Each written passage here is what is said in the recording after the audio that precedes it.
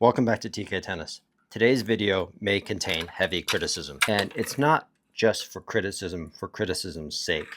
It's because I'm not a believer in putting players on a pedestal until they do something really wrong. And that's typically what we do with our athletes and with our famous people. We don't criticize them when it's warranted and when it's constructive. And instead, it's only when they do something really horrible do we tear them down.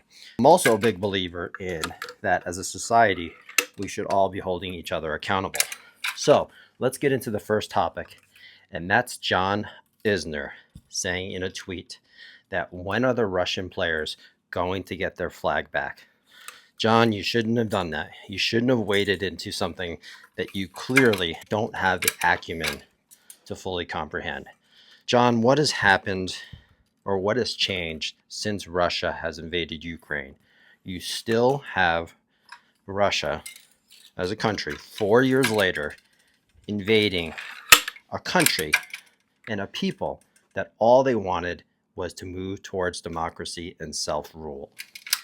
Nothing has changed. So John might think that, well, why the players don't have a flag? Really? A flag next to their name? He thinks that is punishment. These people, the players, should be fortunate and feel lucky, and I'm sure many of them do, that they're even getting to play on the tour whatsoever, knowing what's happening in Ukraine. And John and other people might make the point that the players are not responsible for the war, so why should they get punished? And there's some truth and fairness to that. But as citizens of any country, we all have a responsibility, and we're all a little bit responsible for what our governments do. Now, maybe not a lot, and there may be a lot of Russian players that denounce the war in Ukraine, but I'm sure there's also many Russian players that are fine with it, except for someone like Daria Kazaskina, who has been very vocal and against the war. But the fact is, nothing has changed. And the other fact is that you never can appease a psychopath or a sociopath or dictatorships that are trying to regrow empires. Appeasing those people. We have entire history of this not working. They tried to appease Hitler back in before World War II. Did that work? No, it never works. So when it comes to the players not having a flag next to their name, that is insignificant when you have thousands of people or up to 1,000 people dying each day. Now that's innocent Ukrainian citizens, and it's the Russian soldiers themselves who didn't ask for this war. So John, you really shouldn't have waded into this topic. This is way beyond you. Not having a flag behind your name is nothing. Now, I'm sure I have some viewers from countries like Finland, Poland, Estonia, Latvia, Lithuania, Romania, Georgia, Ukraine, Moldova, and others, and many other Eastern European countries. Why don't you let John know in the comments, because I'm sure I have some audience members from that area. Let them know why you should never appease a dictator or someone like Hitler or like Putin. You should never appease them, and that at all cost, no matter what it takes, you need to send a clear, consistent message that you will never tolerate this kind of behavior. Now, even if that means that the players don't have to have a flag by their name. Again, they're lucky to be playing. So I'm sure people in the comments from Eastern Europe will be able to give John a little piece of their mind and let John know that he's wading into territory that he has no business or no acumen to wade into. So John, you may be a physical giant, but you're a mental midget. All right, so moving on to topic number 2, something a little less severe, much less severe, the blue court syndrome or the blue court epidemic. So we're watching Cincinnati now, and you see these all new blue courts. They are two-tone, but they're dark blue and light blue. I don't get the blue courts. I understand it from a ball perspective that it contrasts with the ball really nicely. And I'm going to show a video right here of the blue courts in Cincinnati. And in Toronto, we have, of course, blue courts in the court surface itself. And then outside the court lines, you had some green, which is much more normal. And in Indian Wells, you have courts that are more purplish on the interior of the court. And then, of course, they are green on the outside. But in Cincinnati, you have these all blue courts. And I don't know about you, but for me, I think they're terrible. Again, I understand that it contrasts with the ball, but the courts just look, they just don't look natural, I guess is the way I can say. Without having any green, they just look very artificial. And the thing to note about the color blue, while it contrasts with the ball really nicely, blue is an irritant color. It is an unclear color. So while it contrasts with the ball, it doesn't look good on TV whatsoever, in my opinion. I can't stand blue courts, whether it's inside or outside. I think it's hard to see the ball on TV, and I don't think it looks nice. And if you want to know how blue is an irritant, one thing to look at is car manufacturers. In the past, they used to have some blue in their instrument clusters, that their instrument clusters would be blue, and you'd have blue lights for the speedometer and so forth. If you notice, you never see blue used on an instrument cluster anymore, because at nighttime, it's a blurry color. Blue gets blurry and it's hard to see. And I think that has something to do with courts on TV as well. They just don't look really nice. So I hope this is not a trend or a continued epidemic that we see on tennis courts, because again, I see it indoors during the indoor season sometimes, these all blue courts, and I just think it looks awful.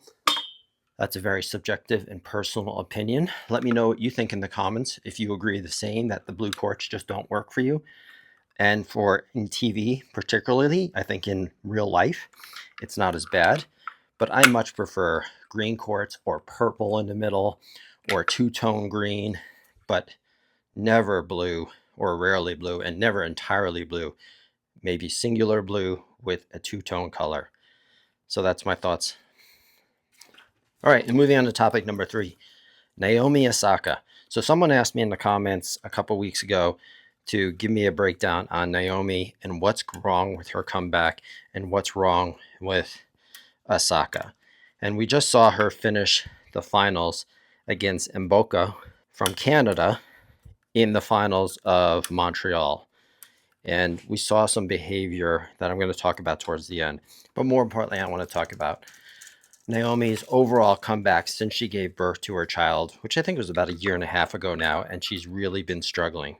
So with Naomi, in the first part of her comeback, it was very clear that she wasn't putting in the work. She was not in shape, and that was very obvious. So I think with Naomi, and you have to remember with Naomi, she's still probably the biggest superstar in women's tennis. Now, maybe not in many parts of the world, but in the Asian world, she is the last superstar that we've seen in tennis on the women's side. None of the current women are superstars. Coco has an opportunity to be a superstar, but I don't think she's there. Of course, she is in the US to some degree, but Naomi was a worldwide superstar, or getting to that point, and she still is, even though her ranking is still only in the 50s. She made more money from endorsements than I think any other player in history, and that, of course, is because the Asian market. But anyway, going back to her comeback, in the first part of her comeback, the first 6 to 9 months, it was obvious that she probably felt like she was good enough just to come back. Maybe in her own head. I don't know. This is just my opinion on that aspect. But the fact is she wasn't putting in the work, and you could see it physically. Now, I thought it was over for her at that point because I didn't think she was going to put in the work. I believe she lives in LA. She had a kid. She has lots of money. She doesn't need tennis anymore to provide for herself. And of course, her life has changed dramatically. Then she then started to put in the work, and you could see it in her fitness. She became much leaner and much more fit. But again, it still wasn't yielding results. And you're seeing that to this day. Now, she did have a good run in Montreal, but the takeaway with Naomi is obviously she's had some mental health issues. And that's been well documented, and she's spoken about that at length. But coming back after having a kid, after having so much success, what I get, my takeaway with Naomi is that she feels entitled to be the superstar that everyone thinks she is. She seems to be playing for what she used to be or entitled to what she is supposed to be. And that's what she has in her head, or at least that's what I believe she has in her head. And she has not quite fully wrapped her mind around the fact that you have to earn it all the time, every day, on the practice court, in the gym, and against your opponents in the matches, and that no one is going to give it to you. Now, she understands that. I'm sure she understands that. But is she willing to fully embrace it every single day? I think Naomi has an entitlement complex that she believes, knowing how popular she is, that she should be the best player in the world. But I don't believe, or I don't think she's capable of battening down the hatches every single day, day in and day out, to get back to that level. And the fact is, being on tour is really hard. And it's clear that she doesn't seem to enjoy it all that much. And I can't blame her. Listen, it's hard. She makes a lot of money. She lives a really nice life. But I think she's playing for the wrong reasons. If you're going to be successful on the tour, you have to, number one, really want it and be willing to do whatever it takes to get there. But you have to enjoy tour life, being in hotels, waiting for your matches, going through the practices, and everything else. And if you're trying to live the finer things in life, or maybe thinking about the finer things in life and not wanting to go through the grind, because it is a grind, and when you have in the back of your mind that you're somewhat entitled, that's a recipe for failure. You can take on the men's side someone like Sinner and Alcaraz, who fully embrace their tour life. Now, again, they're much younger in their careers, but they don't ever approach things as being entitled. They know they have to work for it, and it's a part of their being. I don't think Naomi has that, in conjunction with some of her mental health issues. Now, with that said, I just don't think that between her mental health struggles and her willingness and desire, I don't think she'll ever get back to the top of the game on a regular basis. She is still headed in the right direction, but I don't know if she can endure the mental struggles that it takes to become what she used to be. And on top of that, you saw that with Mboko. I do want to touch on her reaction to losing the final against Mboko in Montreal. Whether mental health struggles or not, this is just an ugly side to Osaka and typically in women's tennis. Mboko said that Osaka was her idol. And the way, or the lack of decency in class showed by Osaka by losing the match to Mboko, which Osaka clearly could have won. For some reason in the second set, her whole mental state went very negative, and Osaka lost the match and didn't really fight for it. And that goes back to what I'm talking about earlier, really wanting to earn it. Did she really want to earn it? Instead, she won the first set against Mboko. And then for some reason, I don't know again if she wanted to feel entitled that this is her final, but she got really negative, and Mboko started to play well and made her and really pushed Osaka and ended up winning the match. And Osaka didn't have the fight that it required. And that's not the sign of a continued champion. Again, maybe it was the mental health struggles, but it doesn't matter in terms of her behavior towards Mboko and the lack of class that she showed. This is very similar, while it wasn't as egregious as what Sabalenka did at the end of the French Open towards Coco.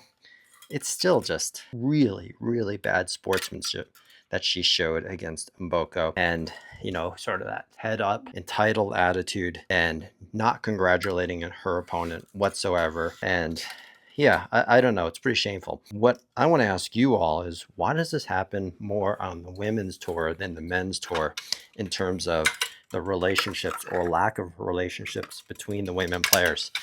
The women seem to get along much less with one another than the men do. Now, I think it's because that the women don't practice with each other all that much, while the men practice with each other continuously, right? The women often practice with male hitting partners, and they don't interact on a human level as often with each other. And if it wasn't for Kazaskina, who does her What the Vlogs series on YouTube, I don't think many of these women would have any relationships with each other whatsoever. It's just really nasty, disrespectful, and really classless, bad sportsmanship that you oftentimes see on the women's tour. Not with everybody, of course, but at a much higher rate than you see on the men's tour. So anyway, that's my thoughts on Osaka and on blue courts and on the physical giant and the mental midget of John Isner. If you like these videos, please remember to like and subscribe. I'll always give you my blunt perspective, but it's never meant to be overly critical. It's just meant to be truthful and, believe it or not, constructive. I don't like tearing people down, but when people deserve to be torn down, in this case, John Isner, I don't mind it. I think it's our responsibility and society's responsibility to call out bullshit when we see it. And that's the case with John Isner, and really, really dumb tweet. So thanks for watching. Please like and subscribe, and I'll see you in the next days.